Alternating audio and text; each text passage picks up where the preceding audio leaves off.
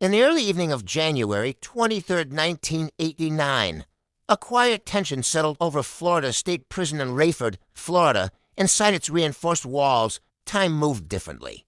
For most people across the country, it was just another winter night. Televisions flickered on in living rooms, families sat down for. Dinnered life continued without interruption. But inside a small concrete cell on death row, the final hours of one of America's most infamous criminals were beginning to close in. After more than a decade of trials, appeals, interviews, confessions, denials, and delays, Ted Bundy had reached the end of the legal road. There would be no more stays, no more last-minute filings, no more courtrooms. The clock was no longer symbolic. It was literal. Bundy was scheduled to die at 7 o'clock a.m. the following morning. Death row at Florida State Prison was a controlled environment even by maximum security standards. Each inmate was confined to a small cell, monitored constantly, movement limited. Communication restricted, but in the final 24 hours before an execution. Procedures changed, guards increased observation, officials reviewed checklists. Medical staff were placed on standby, witness lists were finalized, everything followed protocol. Emotion had no place in the process for Bundy.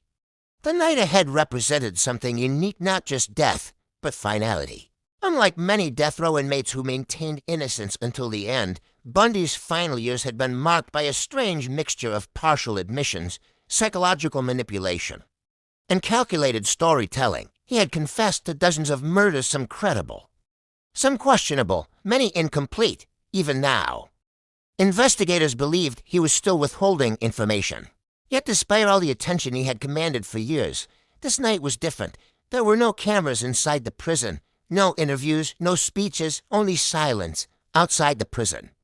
Preparations were unfolding quietly. Florida State Prison had conducted executions before, but none had drawn this level of national attention. By nightfall, law enforcement began preparing for crowds. News vans lined nearby roads, generators hummed, satellite dishes turned skyward, journalists from across the country gathered.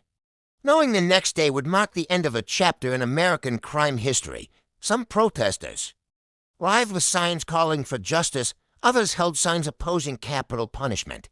Across the road, families of victims gathered privately, some seeking closure, others simply bearing witness. Inside the prison walls, none of that mattered. The process would move forward regardless. Bundy's cell was sparse, a metal bed frame bolted to. The wall, a thin mattress, a toilet sink combination, no personal items beyond what regulations allowed. Guards later reported that Bundy appeared calm, not relaxed but controlled. He spoke when spoken to. He followed instructions. He made no outbursts. This was not unusual for Bundy throughout his incarceration. He had demonstrated a remarkable ability to compartmentalize, maintaining composure even in extreme circumstances. Psychologists would later note that this emotional control was part of what made him so dangerous. That same control was visible now as the hours passed. Bundy was allowed limited interactions, meetings with attorneys, conversations with clergy, supervised discussions with investigators seeking final confessions. He engaged selectively. Sometimes he talked, sometimes he deflected, sometimes he went silent. To this day, investigators believe valuable information died with him that night. Bundy understood something very well: attention. For years, he had manipulated it, used it, redirected it. Even in his final hours, he attempted to steer conversations, offering insights, suggesting leads, hinting at confessions that never fully materialized. He spoke of psychology, of violence, of external influences, but rarely of remorse. Those who met with him described a man more concerned with his image than with accountability. There were no apologies issued that night, no direct acknowledgments of responsibility to families. What existed instead was calculation, quiet, restrained, controlled. As midnight passed, the prison entered a different phase from that point on. Every minute was accounted for at specific intervals. Guards checked Bundy's physical condition. Officials confirmed the execution schedule. Final paperwork was reviewed and signed. Sleep was unlikely. Some death row inmates spend their final night pacing. Others pray, others collapse into exhaustion. Bundy reportedly rested intermittently, lying on his bunk, eyes open. Staring at the ceiling, time slowed, and for the first time in years, there was nothing left to negotiate. This was not just the end of a man, it was the closing of one of the most disturbing crime sagas in American history. For victims' families, it was a night filled with conflicting emotions: relief, anger, exhaustion, and unanswered questions. For law enforcement, it was the conclusion of a pursuit that had stretched across multiple states and countless investigations. For the public, it was the end of a name that had dominated headlines for over a decade. And for Ted Bundy, it was the final countdown without appeals, without delays. Without escape, the next sunrise would not bring another day, it would bring an ending. By the time Ted Bundy entered the final phase of his life, he was no longer just an inmate on death row. He was a symbol, a name that had come to represent fear, manipulation, and unanswered questions across the United States. Long before his execution date was set, Ted Bundy had already carved out a place in American criminal history unlike almost any other individual. But to understand the weight of his final 24 hours, it is necessary to understand the man as he existed before that final day. Not just as a convicted killer, but as a prisoner navigating the reality of permanent confinement. Ted Bundy spent his final years on death row at Florida State Prison in Rayford. The environment was stark, controlled, and deliberately isolating. Death row inmates lived under constant supervision, movement was limited, contact with other prisoners was minimal. Time was structured, repetitive, and slow. Bundy's cell was small. Concrete walls, steel bars, a narrow bed, and few personal items. The silence of death row was often broken only by the sounds of doors opening and closing, guards' footsteps, or distant noises from other units. For Bundy, a man who once thrived on control and attention, this environment represented a complete reversal of power, even behind bars. Bundy continued to exhibit the traits that had defined him for years. He was articulate, calm, highly aware of how others perceived him. Correctional officers and psychologists who interacted with Bundy later described him as someone who constantly tried to manage conversations, steering discussions, testing reactions, and subtly asserting intellectual dominance whenever possible. Unlike many death row inmates, Bundy rarely appeared outwardly emotional. He did not show visible panic about execution. He did not break down publicly. Instead, he maintained a controlled exterior, one that unsettled those around him more than visible fear ever could. The years leading up to Bundy's execution were marked by a series of legal appeals. Bundy represented himself at times. At other points, attorneys attempted to halt the execution through procedural arguments. Appeals were filed, denied, and revisited. Each delay brought renewed public attention. Each court decision pushed him closer to the inevitable. By the late 1980s, the legal system had exhausted nearly every avenue available. Florida officials made it clear the execution would proceed. The execution date was set, and with that, the abstract idea of death became a scheduled reality. As the execution date approached, media interest exploded. News organizations from across the country requested access. Journalists camped outside the prison. Public debate intensified. Some viewed Bundy purely as a monster who deserved death. Others focused on broader questions about capital punishment. A smaller group remained fixated on Bundy himself, his personality, his motives, and his final thoughts. Bundy was fully aware of this attention. In fact, he appeared to understand that even in death, he remained a subject of fascination, and that knowledge gave him a final, unsettling form of relevance. Psychologists who evaluated Bundy during his final years noted something unusual. While many death row inmates showed clear signs of emotional deterioration, Bundy appeared mentally intact. There were no obvious hallucinations, no visible emotional collapse, no loss of coherence. Instead, Bundy remained intellectually sharp, able to discuss legal arguments, media narratives, and psychological theories with ease. Some experts believed this was a defense mechanism. Others believed it was a continuation of his lifelong detachment. Either way, it made his final days particularly disturbing. because Bundy did not seem like a man unraveling. He seemed like a man watching the end approach, fully aware, fully conscious, and emotionally distant. As the final weeks turned into final days, the reality of execution could no longer be postponed. Bundy's schedule changed. Monitoring increased, security protocols tightened, every movement was documented, every interaction was observed, every decision, even small ones, carried the weight of finality. The system was no longer preparing for long-term incarceration, it was preparing for an ending, on. The night before his final 24 hours began, Ted Bundy was placed under heightened observation. Lights remained on. Guards checked his cell frequently. Medical staff remained on standby. Bundy reportedly slept little, not because of panic, but because the mind, when faced with certainty, often refuses rest. The countdown had begun. The final 24 hours were no longer a concept. They were approaching minute by minute. By the early 1980s, Ted Bundy was no longer the elusive figure who once moved freely across college campuses and city streets. He was now a convicted murderer, housed on Florida's death row and facing the slow, grinding machinery of the American legal system. But the story did not end with conviction. In many ways, this was where a different kind of battle began. Ted Bundy was not a passive inmate. From the moment he was sentenced to death, he pursued every legal avenue available to him. Appeals were filed, motions were submitted, and hearings were scheduled sometimes years apart. This process was not unusual for death row inmates. But Bundy approached it with unusual intensity. He studied law obsessively. Even while incarcerated, Bundy continued to act as his own legal advocate whenever possible. He reviewed transcripts, challenged procedures, and scrutinized jury selection processes. He believed at least publicly that his intelligence could still outmaneuver the system, Florida's. Courts, however, had already seen Bundy clearly. Evidence presented at trial was substantial. Witness testimony, physical evidence, and survivor accounts formed a case that appellate courts repeatedly upheld. Each appeal slowed the process. But none overturned the verdict. As years passed, the tone of Bundy's legal efforts began to shift. Early filings were aggressive and confident.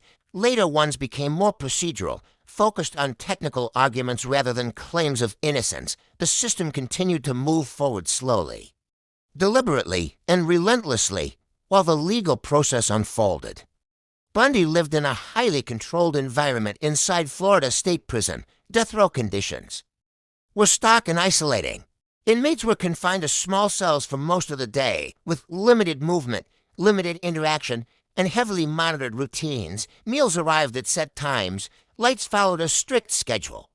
Silence was common, broken only by institutional sounds, doors, keys. Distant voices. Bundy's daily life became repetitive. Wake up, count, meals, legal work, lights. Out. Over time, the outside world became something he experienced only through letters, court documents, and occasional visits. Despite the isolation, Bundy remained a figure of intense public interest. Ted Bundy's name had become deeply embedded in American culture. By the mid-1980s, books, documentaries, and television specials had already begun shaping his public image. Reporters followed every development in his case. Cameras waited outside courthouses. Headlines resurfaced whenever a new appeal was filed. For some, Bundy represented pure evil. For others, he became a disturbing symbol of how charm and intelligence could mask violence. Bundy was acutely aware of this attention. During interviews and correspondence, he often spoke in calculated terms, carefully choosing words, framing narratives, and positioning himself as thoughtful, misunderstood, or reflective. Many observers later noted that even from behind bars, Bundy attempted to control how he would be remembered. But as the years passed, the public conversation began to change. Focus slowly shifted away from Bundy himself and toward the victims, young women whose lives were cut short and whose families continued to live with loss. For the families of Bundy's victims, the appeals process was not an intellectual exercise. It was an emotional burden. Each new court date reopened old wounds. Each delay postponed a sense of closure. Many families traveled repeatedly to hearings, listening as Bundy's fate was debated in legal language that felt distant from their personal grief. Some family members spoke publicly about the exhaustion of waiting. Others remained silent, choosing privacy over publicity. But nearly all shared one experience: time did not heal the damage, it simply stretched it. By the late 1980s, Bundy's legal options were narrowing. Appeals were denied. Requests for retrials failed. Courts reaffirmed earlier decisions.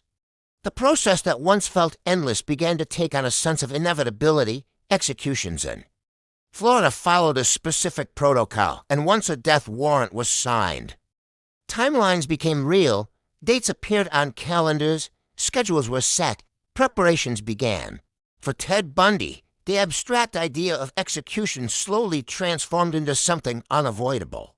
Those who observed Bundy during this period noticed changes. He appeared thinner, more reserved, less confident in public statements, while he never fully abandoned attempts to delay his execution. His tone became less confrontational and more reflective. He began granting interviews that focused not just on legal issues, but on broader reflections about crime, responsibility, and morality. Some interpreted this as remorse. Others believed it was another attempt at manipulation. The truth remains debated. But what is clear is this: the walls were closing in. As the execution date drew closer, every aspect of Bundy's life became regulated by protocol. Legal visits increased. Clergy access was arranged. Administrative procedures intensified. Each day carried more weight than the last. Ted Bundy had once lived a life defined by movement, traveling across states, blending into crowds, and controlling situations. Now his world was measured in hours, and the final 24 hours were approaching. As the evening of January 23rd, 1989 turned into night, Ted Bundy was no longer treated as an inmate awaiting legal review. He was now officially an inmate awaiting execution. Inside Florida State Prison, the atmosphere changed subtly but unmistakably. Security tightened, movement slowed, every step, every interaction, every procedure followed a strict protocol refined through decades of executions. Bundy was moved to a special holding area near the execution chamber, often referred to as Death Watch. This area was quieter than the rest of the prison, isolated from the general population, and staffed by officers trained specifically for execution procedures. There was no chaos, no shouting, no dramatic confrontation. Instead, there was order. By this point, Bundy had exhausted every legal option available to him. Appeals had been denied. Clemency requests were rejected. Florida Governor Bob Martinez had signed the death warrant weeks earlier, and no last-minute stays were granted for the first time in years. There were no more delays. Bundy was informed that his execution would take place shortly after sunrise the following morning. Witnesses later described his demeanor as controlled, almost calm, but not relaxed. He spoke politely to staff. He followed instructions. He appeared focused, alert, and fully aware of what was coming throughout the night. Correctional officers conducted regular checks. Medical staff monitored his condition. A chaplain made himself available. Bundy was offered the opportunity to meet with a spiritual advisor. He accepted. The chaplain later stated that the conversation was brief but intense. Bundy spoke about faith, forgiveness, and accountability, but avoided detailed discussion of his crimes. Those who studied Bundy for years noted that even in his final hours, he retained a tendency to redirect attention away from specific responsibility as midnight passed. Bundy was asked if he wished to make any final statements or requests. He declined at least 4. The moment outside the prison walls, a very different scene was unfolding. Crowds had gathered. Some were silent. Some prayed. Others celebrated openly, holding signs and chanting. It was one of the most controversial aspects of Bundy's execution. For some, this was justice finally being carried out. For others, there was a troubling display of celebration surrounding a death regardless of the crimes committed. Inside the prison, none of that noise mattered. The process continued uninterrupted. Around 1:00 a.m., Bundy was offered his final meal. He declined. This detail would later become widely reported and frequently misunderstood. Unlike many executions where inmates request elaborate final meals, Bundy chose not to eat. Some speculated it was a final attempt at control. Others believed it. Reflected anxiety or resignation, official records simply state, final meal declined. As the hours passed, the reality of the moment became unavoidable. For years, Ted Bundy had survived on delays, attention, and manipulation. But time something he could never fully control had finally caught up with him by approximately 5:30 a.m., prison staff began final preparations, witnesses including journalists. Legal representatives and officials were escorted into designated viewing areas. Medical equipment was checked. The electric chair, nicknamed Old Sparky, was inspected and tested according to protocol. Bundy was informed that the execution process would begin shortly. This time, he acknowledged it with a simple nod. No argument, no outburst, no dramatic statement. Just acceptance. As officers prepared to escort him from the holding area to the execution chamber, one final opportunity was given. Did he have any last words? Bundy paused. What he said next would be recorded, analyzed, and debated for decades, and it would become one of the most well-known final statements in American criminal history. As the night of January 23, 1989, faded into early morning, the Florida State Prison entered a state of controlled stillness. This was not an ordinary day inside the prison walls. Every movement followed a precise schedule. Officers were briefed. Medical staff were placed on standby. Witness lists were finalized. Equipment checks were completed quietly and methodically. Ted Bundy had less than 12 hours to live. Bundy spent the last hours of his life confined to a death row cell measuring only a few feet across. The environment was stark concrete walls, steel bars, and constant lighting. There was no darkness, no sense of night passing naturally. According to prison records, Bundy slept very little. He alternated between sitting on his bunk and standing quietly in his cell. Officers later reported that he appeared subdued, noticeably calmer than during earlier years on death row. Gone was the aggressive legal maneuvering, the frantic last-minute appeals. This time, there would be no reprieve. Shortly after midnight, prison officials informed Bundy that all appeals had been exhausted. The execution would proceed as scheduled that morning. For the first time, the reality was absolute.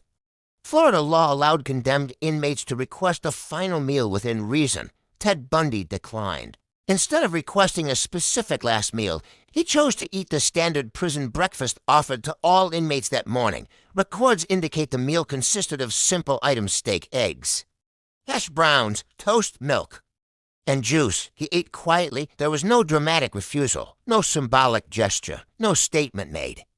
Through food. This decision surprised some observers. In many executions, the final meal becomes a form of expression. For Bundy, it appeared to be just another controlled moment, one of the few remaining routines he could still participate in. As morning approached, Bundy was allowed brief meetings with a prison chaplain and select officials. The chaplain later described Bundy as reserved, polite, and emotionally restrained. He did not break down. He did not beg. He did not make broad confessions. What stood out most was his composure. Bundy also made phone calls during his final hours. He spoke briefly with family members and associates. These conversations were private, but officials confirmed that they were calm and measured. No apologies were issued publicly. No explanations were offered. For victims' families, this silence would later become another painful layer in ending without accountability or acknowledgement. While Bundy spent his final hours in isolation, the world outside the prison gates was anything but quiet. Hundreds of people gathered outside Florida State Prison. News crews arrived before sunrise. Some held signs demanding justice. Others treated the execution like a spectacle, cheering, chanting, even celebrating. Vendors reportedly sold food and souvenirs nearby. For many watching from a distance, Bundy had become a symbol of fear, of evil, of a system finally delivering punishment. But for the families of victims, this was not entertainment. It was closure mixed with grief. Shortly before 7 o'clock a.m., prison officials initiated the final protocol. Bundy was informed it was time. He was escorted from his cell by multiple officers, restrained according to procedure. The walk to the execution chamber was short only a matter of steps, but heavy with finality. Witnesses later said Bundy did not resist. He walked calmly, his posture steady, his expression neutral. There were no last-minute outbursts, no physical struggle. Once inside the execution chamber, Bundy was seated in the electric chair known as Old Sparky. Straps were secured, electrodes positioned, final checks performed before the execution. He was given the opportunity to speak. Ted Bundy's final words were directed not toward his victims, but toward spiritual figures present in the room. I'd like you to give my love to my family and friends. That was all. No apology, no acknowledgement of the crimes, no mention of the women whose lives he had taken. To some, the words sounded restrained. To others, deeply inadequate. At approximately 7:16 a.m. on January 24th, 1989, the execution was carried out. The process was swift and procedural. Medical staff monitored vital signs. Afterward, a physician confirmed death.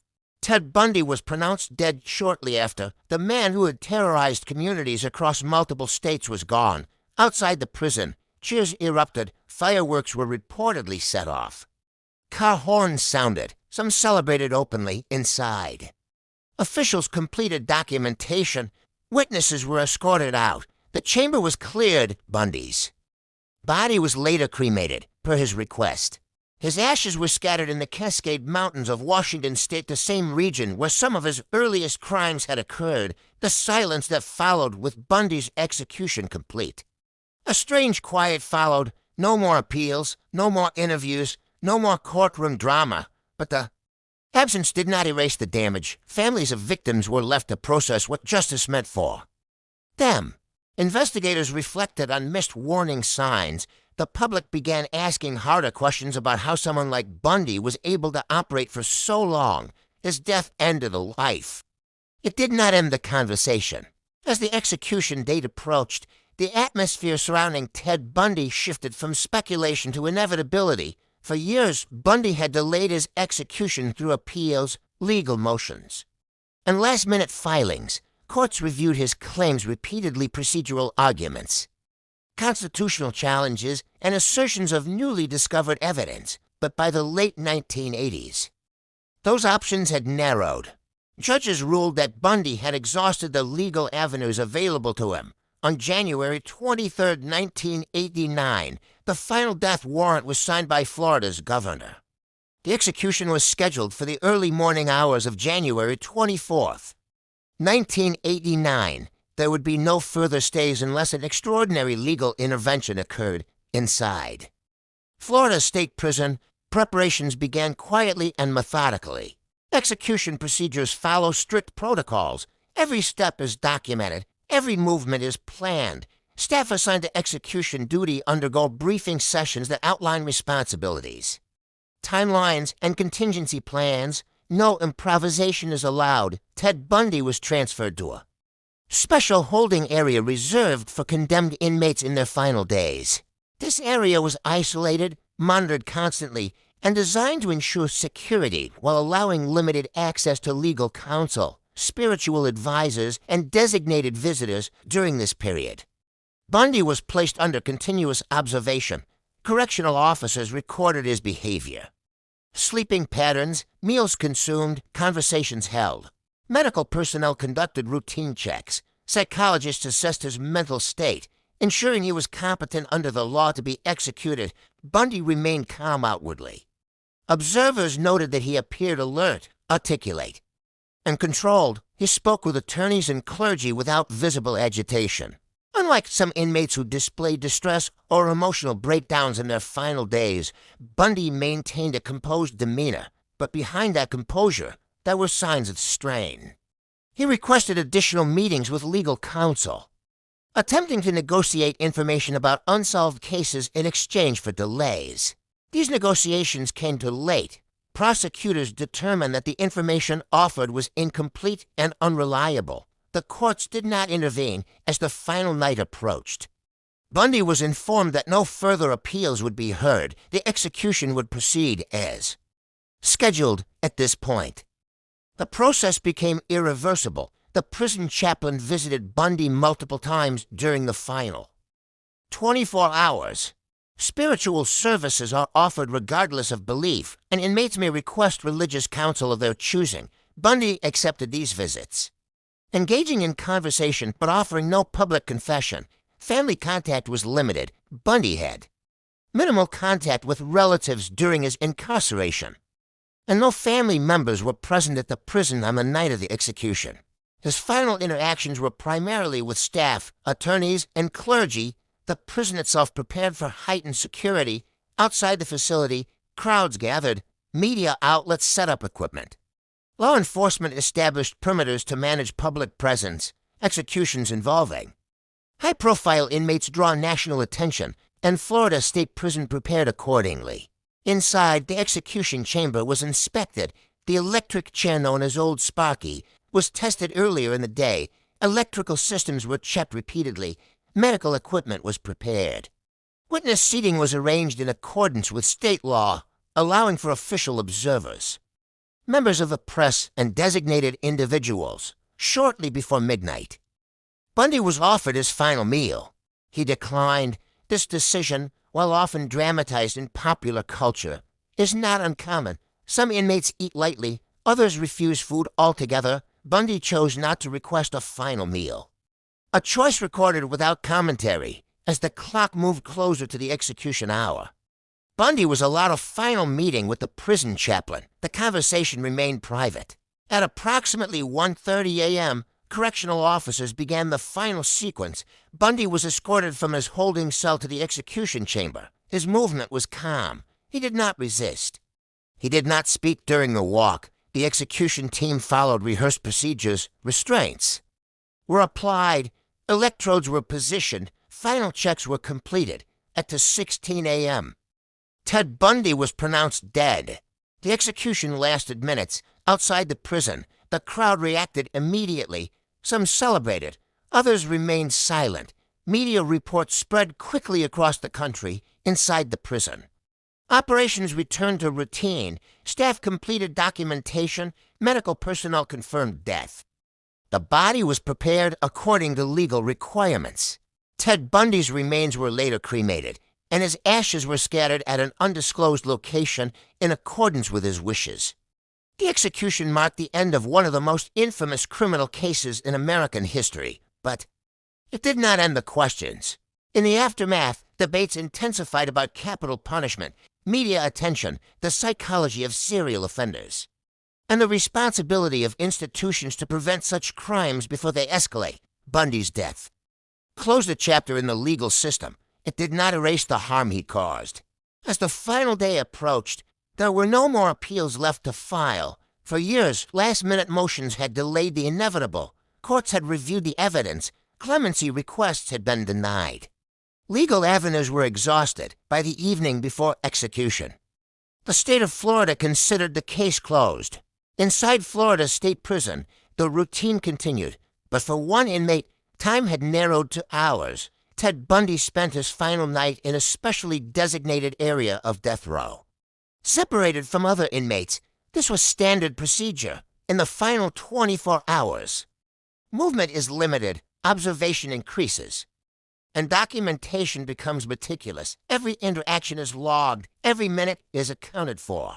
Contrary to popular myths, death row executions are not chaotic or dramatic events behind the scenes. They are quiet, procedural, controlled, designed to remove uncertainty and minimize disruption. Bundy was allowed limited contact with his legal counsel earlier in the day. No new legal strategies were discussed. There were none left. The conversation focused on logistics, final arrangements, and confirmation of his wishes regarding personal effects. Later that evening, prison staff offered him the opportunity to request a final meal, a practice rooted in long-standing correctional tradition. The meal was not symbolic. It was administrative. The request was documented, approved, and prepared by prison kitchen staff, following strict guidelines. Bundy declined to request anything elaborate, according to official records. His final meal was modest, consistent with standard prison food service. There was no indulgence. No spectacle, the moment passed quietly, without ceremony. As night settled over the prison, the environment changed. Correctional officers assigned to execution duty rotated in. Medical staff prepared equipment. Witness coordinators finalized lists. The execution chamber was inspected, sealed, and logged as operational. Everything followed a checklist that had been rehearsed many times. Before Bundy remained under constant observation. Some death row inmates spend their final night speaking, praying, or writing letters. Others withdraw inward. Accounts from prison staff describe Bundy as calm on the surface, though guarded. He spoke little when he did. His words were measured and brief. There were no emotional outbursts, no dramatic confessions. No. Visible panic, this too, is common. For inmates who have lived under sentence of death for years, the final night often feels less shocking than outsiders expect. The uncertainty is gone. The waiting has ended. What remains is inevitability in the early hours of the morning. Bundy was given the opportunity to make final arrangements. Personal items were inventoried. Religious counsel was offered. A chaplain was available, as required by protocol.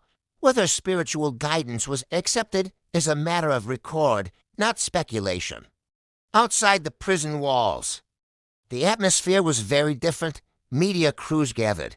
Members of the public assembled. Some came out of curiosity. Others came seeking closure. A few came to protest. The prison remained sealed off, isolated from the noise beyond its perimeter. Inside, the focus was singular, procedure. Shortly before dawn, the final sequence began. Bundy was informed of the time. He was escorted under guard. Restraints were applied according to protocol. There was no resistance. The walk from the holding area to the execution chamber was brief. Witnesses later described the movement as quiet and efficient. No words were exchanged beyond necessary instructions. Inside the chamber, preparations continued without haste. Medical personnel checked equipment. Execution staff confirmed identities. Witnesses were seated. Behind glass, time was announced and recorded. Only at the final moment was Bundy asked if he had anything to say. His response, brief and restrained, would later be recorded in official transcripts. It was not a confession. It was not an apology in the traditional sense. It was a short statement, addressed to those present, reflecting neither drama nor defiance. Moments later, the execution proceeded according to state protocol within minutes. It was over. A physician confirmed death. The time was recorded. The witnesses were escorted out. No celebration followed inside the prison. No commentary. No discussion. The institution returned to routine. For the state, the case was concluded. For the victims' families, reactions varied. Relief for some. Unresolved grief for others. For the public, the execution marked the end of a long chapter in American criminal history. But as history often shows, an execution does not erase a legacy. As the clock moved past midnight, Ted Bundy entered the final phase of his life. By this point, the legal process was over. There were no more appeals pending, no emergency stays, no last-minute court filings waiting to be heard. What remained was time. Inside Florida State Prison, Bundy was moved into a holding cell closer to the execution chamber. The environment was quiet, controlled, and procedural. Officers followed a checklist refined over decades, every step designed to eliminate uncertainty. Bundy was placed under constant observation, not because of fear he would escape, not because of concern he would resist, but because protocol required it. Every movement was logged, every interaction recorded, every minute accounted for. Witnesses later described him as calm, alert, and unusually composed. He slept briefly, not deeply, not restfully, short intervals of sleep interrupted by long periods of wakefulness, lying on the narrow bunk, staring at the ceiling. For a man who had lived much of his life in deception, manipulation, and control, these hours offered no illusions. There was nothing left to negotiate, contrary to public imagination. The hours before an execution are not filled with chaos or confrontation. There are no dramatic confrontations, no shouting, no final speeches delivered to a crowded room. Instead, there is silence. A silence broken only by routine checks, soft footsteps, and quiet communication between staff members, correctional officers spoke to Bundy as they would any other inmate direct, neutral. Professional. At approximately 1:30 a.m., a chaplain was offered again. Bundy declined. He had met with clergy earlier in the week, and while he spoke at length during those meetings, there was no indication he sought spiritual comfort in his final hours. Some inmates do, others don't. Bundy did not, around 3 o'clock a.m. Medical personnel arrived to conduct preliminary checks. These were not treatments, they were confirmations, vital signs, physical condition, responsiveness. Bundy complied without resistance. Observers noted that he made eye contact, answered questions clearly, appeared mentally present. There was no breakdown, no outward panic, no visible fear. Whether this calm reflected acceptance, denial, or emotional detachment remains a matter of debate among psychologists and historians. What is known as this, Bundy did not protest the process. He did not plead. He did not ask for delays. As dawn approached, the reality of the moment intensified. The final hours are often described by prison staff as the most psychologically heavy out for the condemned alone. But for everyone involved, for officers, the task is procedural, but never casual for witnesses. Anticipation builds for the institution. The weight of finality settles in. At approximately 5:30 a.m., Bundy was informed that the execution would proceed as scheduled. He acknowledged the information with a nod. No argument, no questions, just acknowledgement. At this point, Bundy was allowed to make final arrangements, personal belongings to be distributed final. Statements recorded, witness list confirmed, everything was already in place. By the time the sun began to rise over Florida State Prison, Ted Bundy was no longer the media figure, the courtroom presence, or the manipulative personality that once dominated headlines. He was simply an inmate at the end of the legal process, no longer protected by appeals, no longer surrounded by attention, no longer capable of influencing outcomes. What remained was a man waiting for a moment that could not be postponed. In these final hours, Bundy was not interrogated, not interviewed, not confronted. The state did not seek explanations. It did not demand confessions.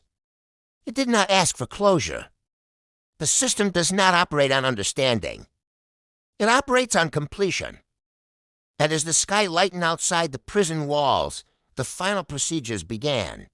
As the night deepened, the Florida State Prison grew quieter. Ted Bundy had now entered the final phase of his life, the hours where there would be no appeals, no delays, no negotiations left.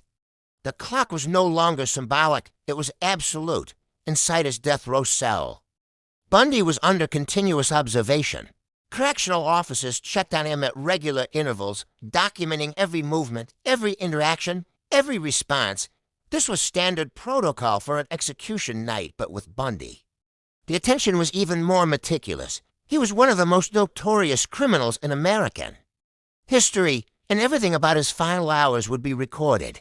Witnesses later described Bundy as unusually calm during the late evening. He was not sedated. He was not restrained. He spoke when spoken to, responded politely, and followed instructions without resistance. There was no visible panic, but those who had worked death row for years understood something important. Calm does not always mean acceptance. Sometimes it means exhaustion. Bundy had spent nearly a decade fighting his fate through trials, appeals, interviews, and last-minute legal maneuvers. Now, for the first time, there was nothing left to fight. Sometime after midnight, Bundy was offered the opportunity to meet with a spiritual advisor. He accepted, a prison chaplain. Entered the cell area and spoke with him quietly. Their conversation was not recorded in full, but officials later confirmed it included prayer, discussion of forgiveness, and reflection. Bundy did not confess to additional crimes during this meeting. He did not provide new information. He did not suddenly offer clarity to families who had waited years for answers. Instead, his words focused on abstract ideas, faith, morality, and responsibility without direct acknowledgement of specific victims. This pattern was consistent with Bundy's behavior throughout his incarceration. He often spoke in general terms, avoiding direct ownership of the full scope of his actions as the night wore on. Bundy was allowed to make several phone calls. One of them was to his wife, Carolyn Boone. The relationship had been unconventional, formed during his trials and maintained during his incarceration. Boone had stood by him publicly for years, insisting on his innocence even as evidence mounted. During the call, Bundy spoke calmly. He expressed concern for their daughter. He told Boone he loved her there. Were no public dramatics, no emotional collapse, just a quiet conversation between the people separated by concrete walls and irreversible reality. Boone would later say that this call marked the moment she finally understood the truth, that this was the end. After the calls ended, Bundy was offered rest. He did not sleep. Officers reported that he remained seated or standing for long stretches, occasionally pacing the small space of his cell. At times, he appeared lost in thought. At other times, he stared forward in silence. There were no outbursts, no visible fear, but there was a heaviness in the air, one that seasoned officers recognized immediately. Execution nights are different. No matter how many times staff have witnessed them, the finality never becomes routine. Round 5 o'clock a.m., preparations intensified, the execution team assembled, witness lists were confirmed. Medical staff reviewed procedures. The electric chair, nicknamed Old Sparky, was inspected, tested, and prepared according to protocol. Ted Bundy would be executed by electrocution, the method used by Florida at the time. The decision to use the electric chair was not Bundy's choice. It was the law as dawn approached. Word spread quietly through the prison. Ted Bundy's execution was imminent, outside the prison. Walls. Crowds had begun to gather. Some held signs demanding justice. Others carried banners celebrating the moment. A few stood silently, observing. For them, this was a spectacle inside the prison. It was procedure. Shortly before 7 o'clock a.m., officers entered Bundy's cell and informed him that it was time. There was no argument, no delay. He stood up, adjusted his clothing, and followed instructions as he was escorted down the corridor toward the execution chamber. Witnesses noted something striking. Ted Bundy walked without resistance, no dragging, no collapse, no struggle, just measured steps toward the end. At the door to the execution chamber, he paused briefly, not long enough to speak, not long enough to hesitate, just long enough to acknowledge that this moment, the one he had avoided for years, had finally arrived, and with that, Ted Bundy stepped forward into history. At 7:16 a.m., on January 24th, 1989, Ted Bundy was pronounced dead. The execution lasted less than 7 minutes. Outside the prison walls, the crowd reacted instantly. Some cheered. Some cried. Some stood silently, unsure how to process the end of a case that had consumed the nation for more than a decade. Television cameras captured the moment, broadcasting it across the United States and beyond. For many families, the execution did not bring peace. It brought finality, but not closure, because Ted Bundy's crimes were not confined to one place, one time, or one set of victims. His actions stretched across multiple states, multiple years, and left unanswered questions that would never be resolved. Investigators believe Bundy murdered at least 30 women, but the true number may never be known. He took many details to his grave, sometimes deliberately, sometimes by waiting too long to speak. In his final years, Bundy attempted to trade information for time. He offered partial confessions, vague descriptions, and fragmented memories. But even as execution approached, many families were left without remains, without explanations, without certainty. After his death, Bundy's body was cremated, as he had requested. His ashes were scattered in the Cascade Mountains of Washington state, the same region where some of his earliest crimes occurred.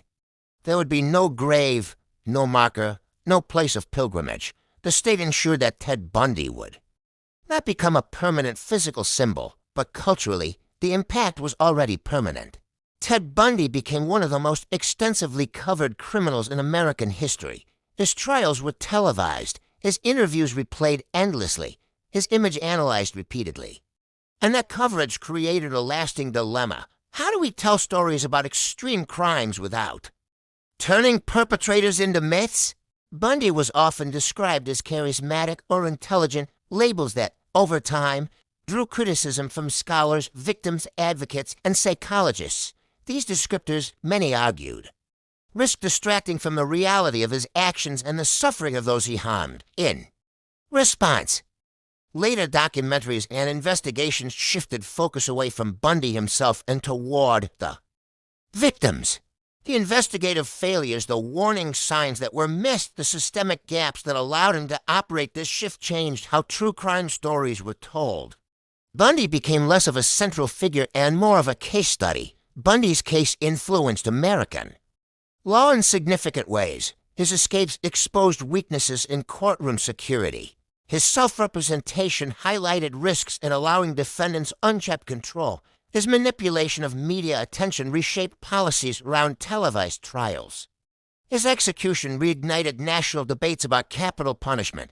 Some viewed his death sentence as justice fulfilled. Others questioned whether execution truly addressed the harm done or merely closed the file.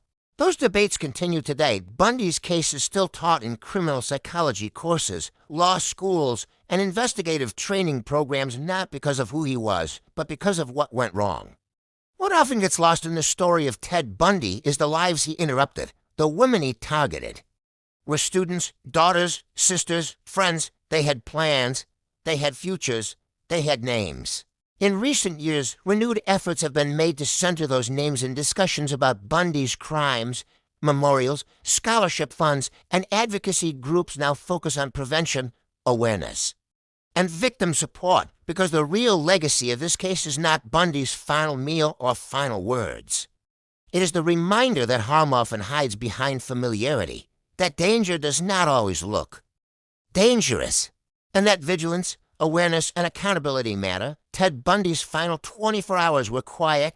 No outbursts, no dramatic scenes, no final revelations, just routine procedure. And the steady movement toward an ending that had been delayed for nearly a decade, in the end. There was no redemption, no revelation that changed history, no statement that erased pain, only the end of a legal process and the beginning of reflection. Because the true weight of this story is not found in Bundy's death, but in the lives affected by his actions and the systems challenged by his case. The final 24 hours of Ted Bundy did not erase the past. They did not undo the harm. They did not answer every question. What they did was bring an end to a chapter, one written in fear, loss, and unanswered grief. Justice is not always loud. Sometimes it is procedural. Sometimes it is incomplete. And sometimes it simply marks the moment when a society chooses to stop a threat, even while knowing that healing to a why will take much longer. The story is not about remembering Ted Bundy. It is about remembering why vigilance matters, why accountability matters, and why the voices of victims must never be overshadowed by the names of those who harmed them. If you found this documentary informative, consider subscribing for more true crime stories. Your support helps keep this channel going.